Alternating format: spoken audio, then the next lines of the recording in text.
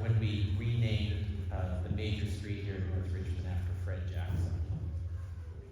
We very intentionally called it Fred Jackson Way, not Fred Jackson Street, and not Fred Jackson Avenue. Because we said, we want to make this about holding up his way, his philosophy, and what he did. He was also always drawn to young people, to youth.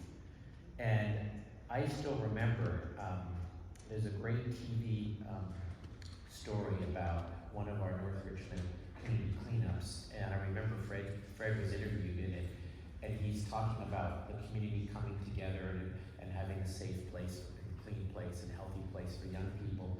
And the story ends with Fred walking, and there's like 4 or 5 kids skipping down the street, following Fred. He was like the Pied Piper.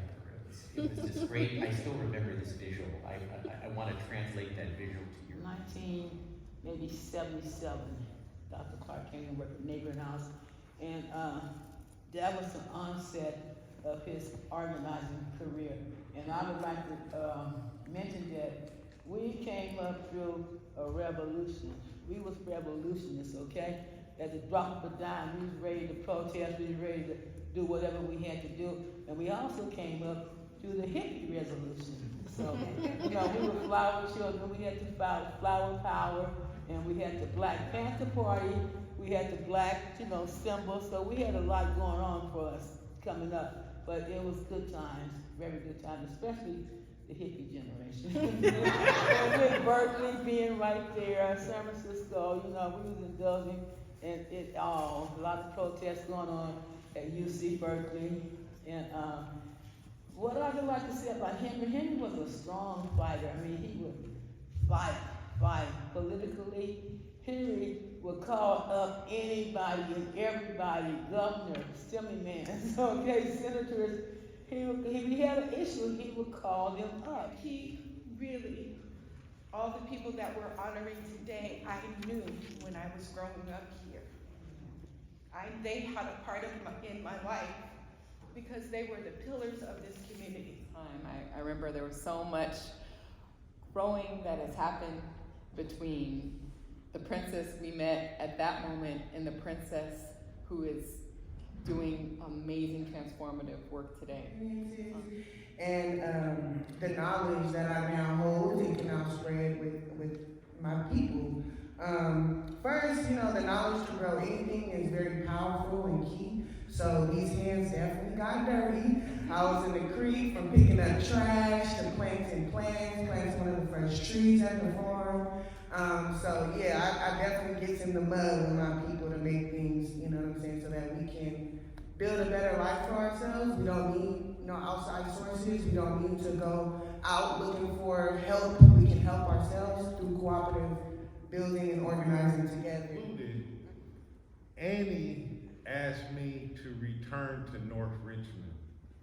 And I was like, come back to North Richmond to do what? And Annie said, well, we want you to teach our young people how to do what you do. And that was produce media.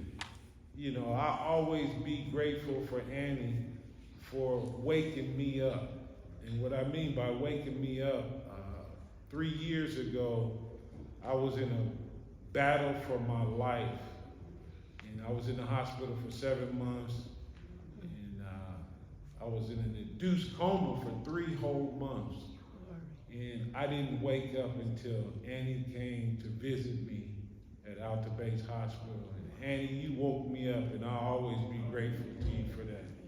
I actually started when I was 14 years of age through the North Richmond Neighborhood House. And from that, it was a building for junior leadership in order to be a leader within your community. And I took hold of that. And I've been doing things that I didn't really think it was leadership, but I just felt that it was a purpose to do what I had to do. And now 50-something years later, I'm still here doing it and going leaps and bounds. Not too much of a battle, but it is a purpose to do and to leave a legacy. And as Doug say, take individuals under my wings.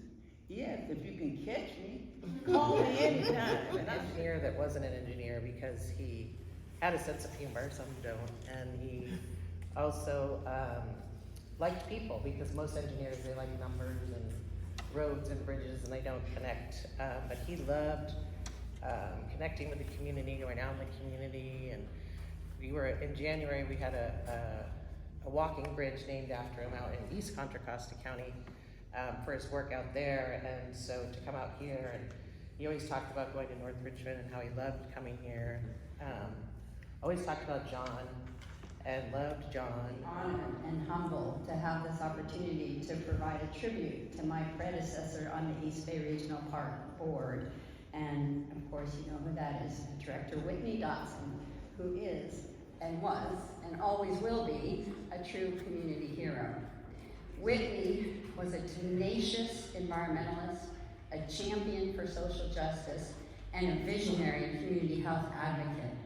Whitney had a strong vision for how to improve the East Bay by preserving open space and increasing access for everyone. Thank all of you for coming out. Hey, Ms. Paula, hey, Ms. Cynthia, thank you all, everybody for coming out, and I'm honored